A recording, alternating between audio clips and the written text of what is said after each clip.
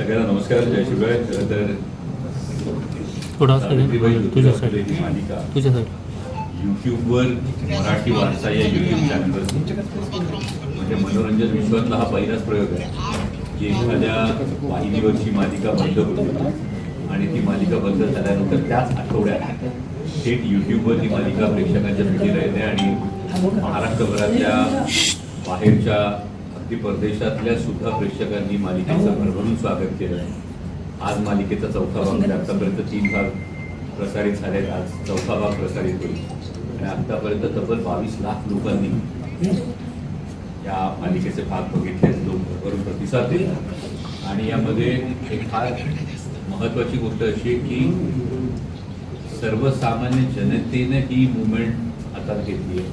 कारण आधी मालिका वाहिनीची होती, आता मात्र मालिका महाराष्ट्राची होती आणि त्यामुळे क्राऊड फंडिंगच्या माध्यमातून फुल ना फुलाची पाकळी अनेक प्रेक्षकांकडूनही याला योगदान येतं आणि आधीपेक्षा सुद्धा जास्त दिमाग काढतो ही मालिका आता प्रेक्षकांच्या भेटीला येते. मराठी वारसा या यूट्यूब चॅनल हा पहिलाच प्रयोग आहे. त्यामुळे तुमच्या सगळ्यांच्या प्रतिक्रियांमधून, तुमच्या सगळ्यांच्या सूचनांमधून अनेक गोष्टी शिकण्यासारख्या.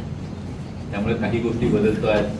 अनेक प्रेक्षकांची मागणी आहे की मालिकेचा जे आत्ता फक्त आठवड्यातून 2 वेळा बुधवार आणि शनिवार याच वेळी मालिका दाखवली जाते, ती आणखी काही दिवस दाखवता येईल का. तर त्या दृष्टीने सुद्धा आमची टीम ही प्रयत्न करते की आपल्याला आणखी काही दिवस आठवड्याच्या 2च्या ऐवजी 3 दिवस मालिका करता येईल का, या दृष्टीने आमचे प्रयत्न सुरू आहेत. आणि सावित्रीमाईंची भूमिका आमच्या नाशिकचीच सुकन्या क्षमा देशपांडे या साकारत आहेत. त्यामुळे आज त्याही तुमच्याबरोबर संवाद साधण्यासाठी आहे. माझ्या आपणा सर्वांच्या माध्यमातून हीच विनंती आहे की या गोष्टीचा जास्तीत जास्त प्रचार आणि प्रसार व्हावा. कारण ही महत्त्वाची बाब अशी आहे की हा महाराष्ट्राचा संस्कार म्हणजे आज माता भगिनी इतक्या मोठ्या पदांवर काम करतात. महिला देशाचे राष्ट्रपती होते, पंतप्रधान होते, आमदार खासदार तर होते, पण मोठमोठ्या कंपन्यांचे CEO सुद्धा होते. पण या सगळ्याच्या पाठीमागं कुणीतरी शेणगारा सुचलाय, कुणीतरी दगडधोंडे सुचले, कोणीतरी यामध्ये पुन्हा एकदा 19व्या शतकामध्ये हे मानवतेचं बीज रोवलं. ज्या छत्रपती शिवाजी महाराजांचं आपण अभिमानानं, आदरानं हे कायम नाव घेतो, या महाराजांचा इतिहास पुनरुज्जीवित करण्याचं काम 19व्या शतकात जे महात्मा ज्योतिराव फुलेंनी जेव्हा रायगडावरची महाराजांची समाधी शोधली आणि त्यानंतर महाराजांवरचा पोवाडा लिहिला, त्यानंतर खऱ्या अर्थानं छत्रपती शिवाजी महाराजांचं चरित्र हे पुनरुज्जीवित व्हायला जो इतिहास आहे त्या दृष्टिकोनातून मदत झाली. मग स्त्रियांसाठी केलेलं काम असेल, तथा त्या काळी समाज व्यवस्थेनुसार अस्पृश्य समजल्या जाणाऱ्या बांधवांसाठी केलेलं काम असेल, बालहत्या प्रतिबंधक गृहाच्या माध्यमातून तेव्हाच्या विधवा भगिनींसाठी केलेलं फार मोठं काम असेल, याही अनेक हे जे सगळे पैलू आहेत हे सावित्रीबाई ज्योतिराव फुले या मालिकेमध्ये या पुढच्या काळात प्रेक्षकांना बघायला मिळणार आहे. आणि मालिकेचं जसं स्वागत केलं त्याच पद्धतीने आपल्या प्रत्येकाच्या माध्यमातून हीच विनंती की जास्तीत जास्त या मालिकेचा प्रचार आणि प्रसार व्हावा. एपिसोड पूर्ण पाहिला जावा आणि जसं ज्योतीने ज्योत पेटते तशी विचारांची ज्योत पेटण्यासाठी ज्याने एपिसोड पाहिला त्याने किमान आणखी 25 जणांना त्या एपिसोडची लिंक पाठवावी. दिवसभर आपण मीम्स आणि जोक्स पाठवायचो, त्याबरोबरीनं जर हा विचार पाठवला तर मला वाटतं की महाराष्ट्रभरामध्ये एक वेगळ्या प्रकारचं वातावरण हे नक्कीच सांस्कृतिक वातावरण जे आहे हे नक्कीच तयार होईल अशी अपेक्षा. असे काही प्रश्न? पहिले अभिनंदन नाशिक या नात्याने. थँक्यू. तुमची सावित्रीबाईंची आपण भूमिका बघितला आज कसं वाटतं, काय वाटतं तुम्हाला ज्यावेळी तुम्हाला भूमिका मिळाली कसं काय वाटतं? सगळ्यात आधी सगळ्यांना नमस्कार. मला खूप छान वाटतं आज तुमच्या सगळ्यांशी संवाद साधताना. माझी खूप मनापासून इच्छा होती अनेक महिन्यांपासून की मला सावित्रीबाईंची भूमिका साकारायला मिळावी आणि कुठेतरी मनात होतं की ही भूमिका आपल्याला मिळू शकते का की नाही, असं सगळे विचार एखाद्या कलाकाराला वाटूच शकते की अशी भूमिका वाटायला आली पाहिजे. काही महिन्यांपूर्वी मी एक फोटोशूट करून ठेवलं होतं सावित्रीबाईंच्या लुकमधलं आणि मी असा विचार केला की भविष्यात कधी असं एखादं प्रोजेक्ट आलं तर आपल्याकडे ते फोटोज रेडी वगैरे आणि आपल्याला काही काम मिळू शकतंय का, आपण पाहूयात. अनफॉर्च्युनेटली मधल्या काळात काही वर्कआउट नव्हतं झालं, पण जेव्हा आता यूट्यूबवर मालिका होतीये ह्यासाठी ऑडिशन सुरू होतं तर मी फोटोज सेंड केले, ऑडिशन सेंड केले आणि मला नुकतेचसाठी बोलवण्यात आलं. आणि मी खूप मनोमन इच्छा करत होती की मला माझं सिलेक्शन व्हावं, ही भूमिका माझ्या वाट्याला यावी आणि त्या हिशोबाने मी अभ्यासही सुरू केला होता. अमोल सरांसोबत जेव्हा मीटिंग झाली तर ते म्हणाले की हो तू सावित्रीबाईंची भूमिका साकारतेस. त्या त्या त्या क्षणाला अगदीच माझ्या डोळ्यात पाणी आलं आणि मला असं झालं की मी आईला माझा कधी फोन करून सांगितले की फायनली मी भूमिका साकारते. पण ॲट द सेम टाईम खांद्यांवर एक खूप मोठी जबाबदारीची जाणीव झाली, कारण खूप मोठी भूमिका साकारायची आहे. तर ती जितक्या प्रामाणिकपणे मला साकारता येईल तेवढा मी प्रयत्न करते. पण प्रत्येक गोष्टीला एक अभ्यास पण लागतो ना. असं काही तुम्हाला काही आहे शाखोला काही अनुभव तर काही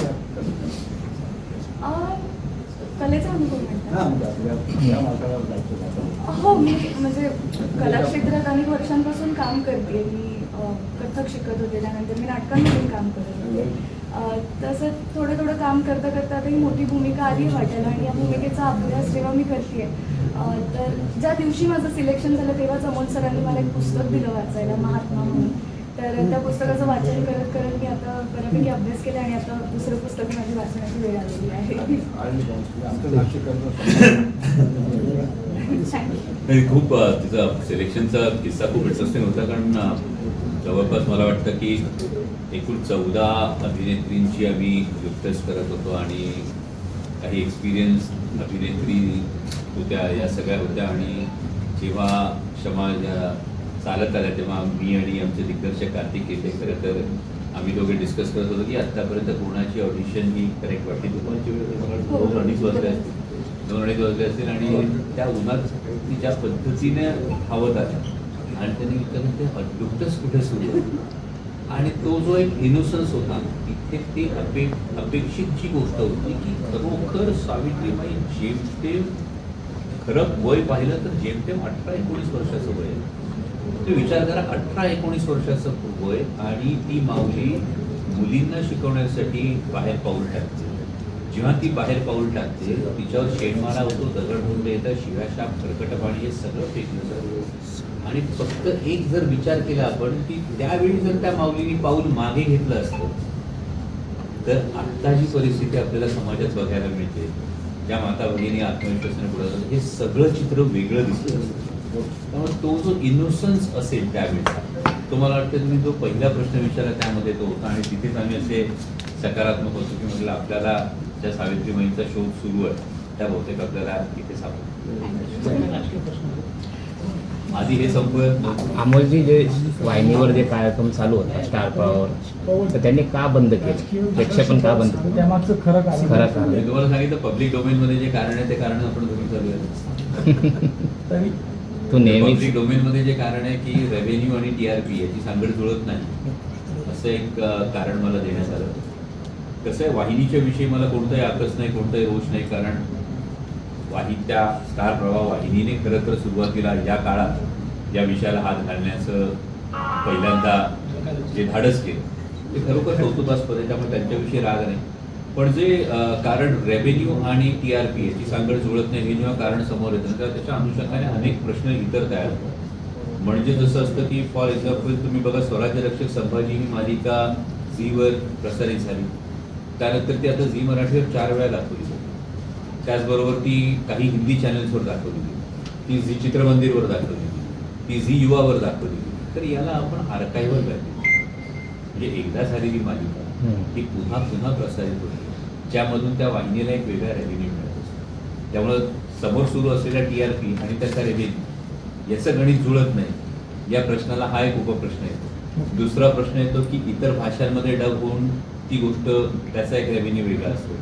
तिसरी एक फार महत्त्वाची गोष्ट असते ती म्हणजे परसेप्शन व्हॅल्यू. एखाद्या वाहिनीवर एखादी मालिका सुरू आहे यामुळे त्या वाहिनीविषयीचं एक परसेप्शन वेगळं, दिस इज परसेप्शन व्हॅल्यू. या सगळ्याच्या पलीकडे जाऊन एक असते सामाजिक आणि नैतिक जबाबदारी.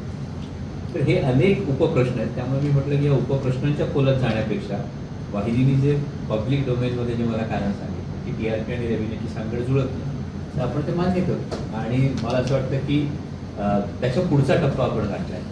म्हणजे त्यांनी का बंद केली, कशामुळे झालं, काय त्याच्या मागची कारणं होती, या पलीकडे जाऊन कदाचित त्या गोष्टीमुळे हे क्रांतिकारी पाऊल उचललं. हे आत्तापर्यंत मनोरंजन विश्वात घडलं नव्हतं. म्हणजे तुमच्यापैकी अनेक जण खरं तर यासाठी हे क्रांतिकारी पाऊल उचलण्यासाठी माझ्यासाठी तुमच्यापैकी अनेक जण आदर्श आहेत. एस्पेशली जे सेपरेट न्यूज पोर्टल चालवतात, जे यूट्यूबवर न्यूज पोर्टल चालवतात. कारण तुम्ही एवढ्या चांगल्या पद्धतीने जर ही गोष्ट करू शकता जर न्यूज या पद्धतीने चालू शकतात मग मनोरंजनात्मक मालिका का, हा एक प्रश्न होता. आणि त्या दृष्टीने आपण थेट मराठी वारसा या यूट्यूब चॅनलवर आपण ही मालिका का निर्णय सांगितलं की आपल्याला दुधानी तोंड भाजलं की माणूस ताकपट टोंकून देईल. अमोल सर त्यामुळे एकीकडे एक उत्तर आलं तर दुसरीकडे तेच उत्तर यायचं असेल तर मला असं वाटतं की आपल्या आईबापाची गोष्ट आपणच अभिमानाने सांगायची असेल तर दुसऱ्याच्या दारात जाऊन कशाला सांगायचं, आपणच ठामपणे सांगायचं. मग सर पुणे दाम्पत्याने जे विचार पेरले आहेत तर ते विचार समाजापर्यंत येऊन द्यायचे नव्हते का कुणाला? मला वाटतं तुमच्या प्रश्नाचं उत्तर आहे. मग कोण आहे, राजकीय आहे, कुठल्या क्षेत्रात? मी जसं म्हणतो की या सगळ्या प्रश्नांमध्ये खोलात जायचं म्हटलं तर विनाकारण एकमेकांवर बोट दाखवायचं. त्यामुळं कोणावर दोष देण्यापेक्षा किंवा कोणावर आरोप करण्यापेक्षा हा विचार या महाराष्ट्राच्या मातीचा आहे. महाराष्ट्राचा DNA हा रडण्याचा नाही, लढण्याचा आहे. आणि त्यामुळं हा विचार घराघरापर्यंत जर पोहोचला तर मला वाटतं तुम्ही ज्या प्रश्नाचा रोख तुमचा ज्या प्रवृत्तीकडे होता, विचार पोहोचू न देणाऱ्या कुठल्याही प्रवृत्तीकडे असेल, या प्रवृत्तीचा इलाज आपोआप होतो ना. आणि म्हणून ही मालिका घराघरात पोहोचली पाहिजे, हा विचार हा घराघरात पोहोचला. आगामी काळात अशा पद्धतीच्या मालिकांना असे व्यासपीठ भेटणं अवघड आहे, कारण की जे काही महापुरुषांचे विचार वगैरे आपण पोहोचवण्याचा प्रयत्न करताय त्याच्या व्यतिरिक्त वेगळं काही यांना दाखवून द्यायचं नाही. हे तुमचं हक्काचं व्यासपीठ. या पुढच्या काळात हे हक्काचं व्यासपीठ होईल, मराठी वारसा. आणि म्हणूनच मी सुरुवातीला जे म्हणालो की एक क्रांतिकारी पाऊल आहे. क्रांतिकारी पाऊल त्याच्यासाठी की कोणाच्या तरी दारात जाऊन TRPच्या सोकॉल्ड आकड्यांच्यावर या गोष्टी अडकवण्यापेक्षा जो महाराष्ट्राचा इतिहास आहे, जो महाराष्ट्राच्या मातीचा इतिहास, हा ठराविक मी केवळ विचारधारेचा गोष्ट म्हणत नाही, पण महाराष्ट्रातली ही गोष्ट जर मला सांगायची असेल तर ती मला ठामपणे सांगायची असेल आणि पुढच्या पिढीपर्यंत जर आदर्श द्यायचा असेल तर या पद्धतीने आम्ही हे पहिल्यांदा पाऊल उचलले आहे. मला अपेक्षा अशा आहे की अशी अनेक पावलं या पुढच्या काळात उचलली जातील जेणेकरून जे खरं अभिव्यक्तीचं जे स्वातंत्र्य आहे ते अभिव्यक्तीचं स्वातंत्र्य आपल्याला आणखी चांगल्या पद्धतीने बघायला. ही मालिकेची TRP आपल्या माणसाची TRP अजून मोजली जात नाही. पण नाही, माणसाच्या TRP मध्ये 100% मी महाराष्ट्रातल्या मायबाप जनतेचा मनापासून आभारी आहे की राजकीयदृष्ट्या सामाजिकदृष्ट्या महाराष्ट्रातली जनता ही अत्यंत सूर्य असते. आणि त्यामुळे प्रत्येकच गोष्ट राजकीय अभिनिवेशातून पाहायची नाही हेही महाराष्ट्रातली जनता हे कायम पाहते. त्यामुळे नाशिक शहरामध्ये जेव्हा शिवपुत्र संभाजी महाराजांचा 2022 प्रयोग झाला होता तेव्हाही मी खासदार होतो आणि तेव्हासुद्धा लाखोंच्या संख्येनं नाशिककरांनी या प्रयोगाला भरभरून प्रतिसाद दिला होता. त्यामुळे माणूस म्हणून मुळात मला एक गोष्ट लक्षात ठेवावी लागते की जेव्हा कलाकार म्हणून चेहऱ्याला रंग लावायचा असतो तेव्हा माझे राजकीय जोडे हे बाहेर असले पाहिजे. हे पथ्य मी पाळतो आणि सुदैवानं हे पथ्य जे आत्तापर्यंत मी पाळलेलं आहे याला महाराष्ट्रातली मायबाप जनता त्याच पद्धतीने पाहिजे. पुन्हा आपण नाशिकमध्ये शो करणार होता आणि तो शो वेळेवर रद्द करण्यात आला होता. त्यावेळेसही असाच कुठेतरी समोर विषय आलेला होता. नाही, कारण नाशिकमधला जो शो रद्द झाला याला आयोजकांच्या माध्यमातून शो आयोजित करणं ही कदाचित आमच्या टीमची चूक होती. पहिल्यासारखं सर्वसामान्य नाशिककरांवर भरोसा ठेवून थेट जनतेच्या दारात गेलो असतो तर तोही शो तितक्याच दिमाखानं झाला असतो.